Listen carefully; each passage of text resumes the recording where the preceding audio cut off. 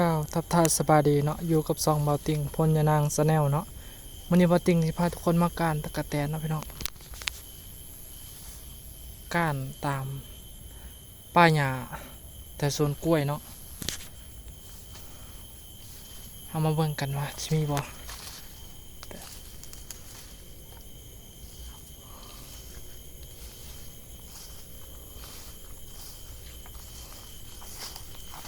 แต่กลางเว้นก็ว่าเห็นหลายอยู่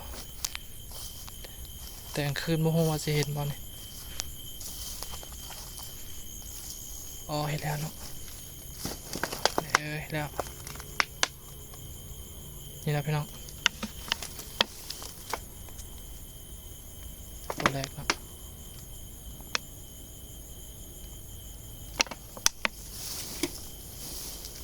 นี่เด้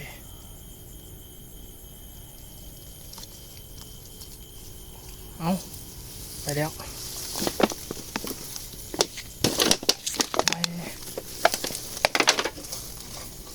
ไปไว้ขนาดเลยได้แล้วเนี่ยตัวแรกนะพี่น้อง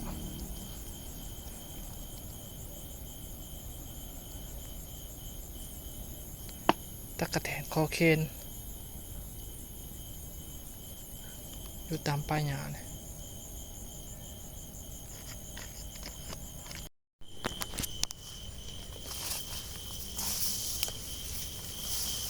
หญ้าก็หกพี่น้อง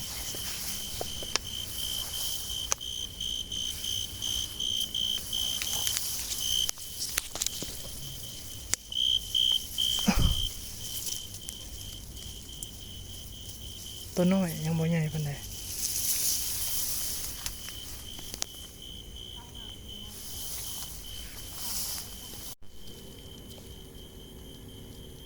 ยังมัน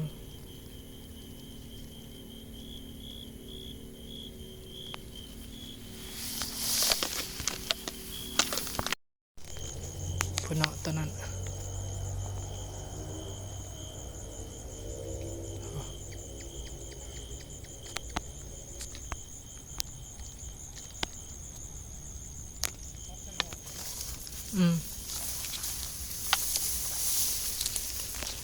พอไปเด้อโอ้ยตัวใหญ่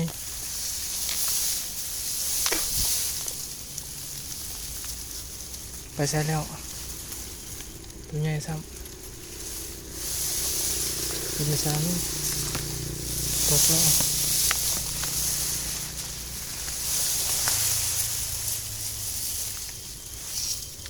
บินเก่งขนาดเลย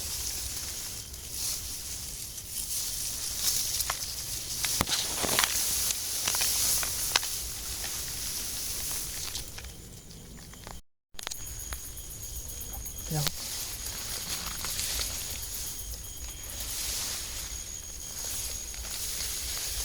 ทุกอย่าง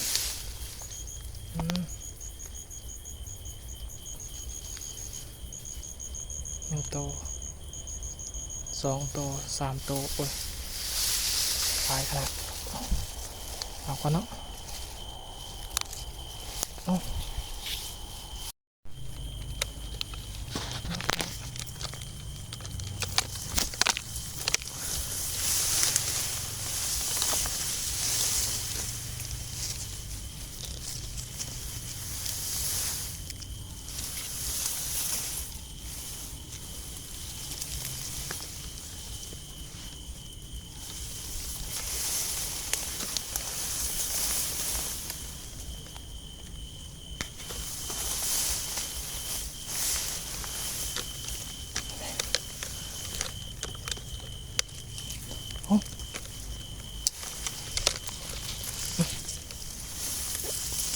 แตง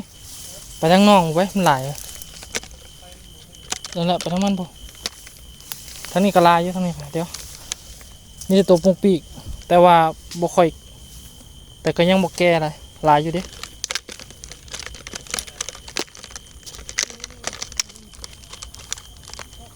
มากำน้องเอาไปน้อง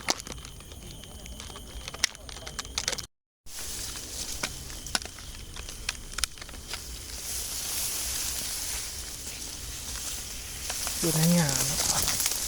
โอ้นี่เด้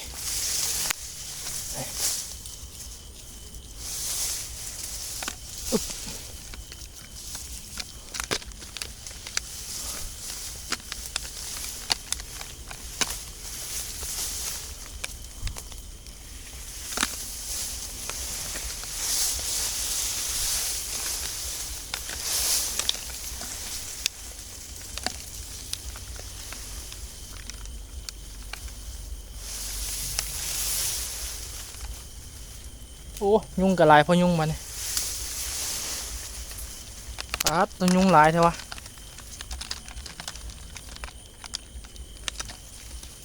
ยุงกระลายตะกะแตนกระลาย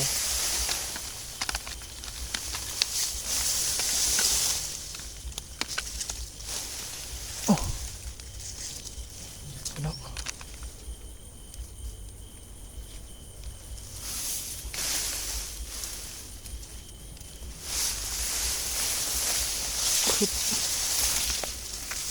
โอ้โอ้เสร็จแล้ว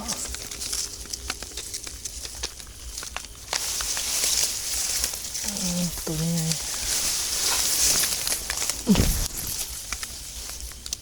เต็มกำมือเลยพี่น้อง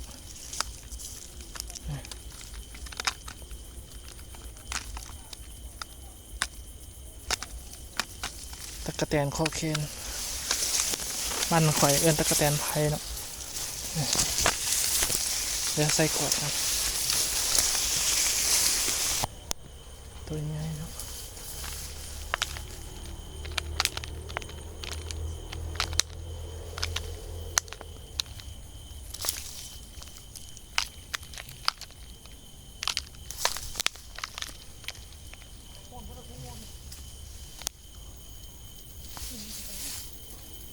ลายขนาด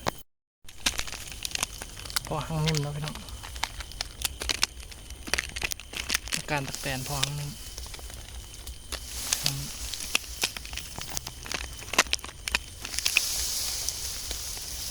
เดี๋ยวให้น้องไปเอาหาแนวมาเอาเนาะ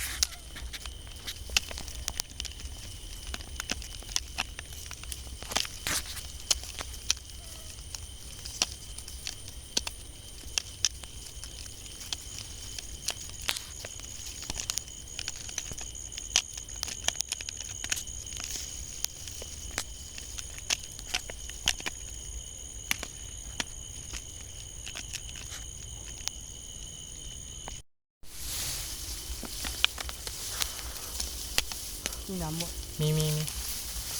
มันจะบุตอมไฟป่ะแต่ แต่แล้วกูจะบอกยังใช่โดยตรง เรื่องเลยใช่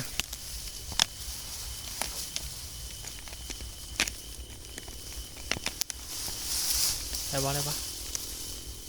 เห็นบ่นี่เดี๋ยวก่อนเดี๋ยว ลงควันตัว มีหัวนางบ่มันติมีแตัวหัวน้ำบ่ เงิน เดี๋ยวเบิ่งเด้อนี่บ่อนั้นน่ะโอ้ ติดเครืออย่าว่าติดเครือน่ะ ครับง่าบ่ครับ เป่าออกก่อนปัดนอกเพื่อ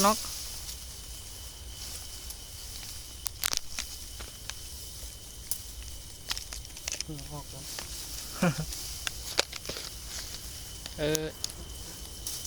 ปัดแมวสู้ไปตามงานมันสิเข้าไฟกูได้ป่ะเนี่ย ครับพี่น้อง ไปมาพี่จ้ะ ถ่ายนะครับ โอ้ยังไป นี่ง่ายก็ถึง ยังไป เสียวมีบ่อนั้นเนาะ กลางคืนมันปบปันเลยหรอกไปแล้ว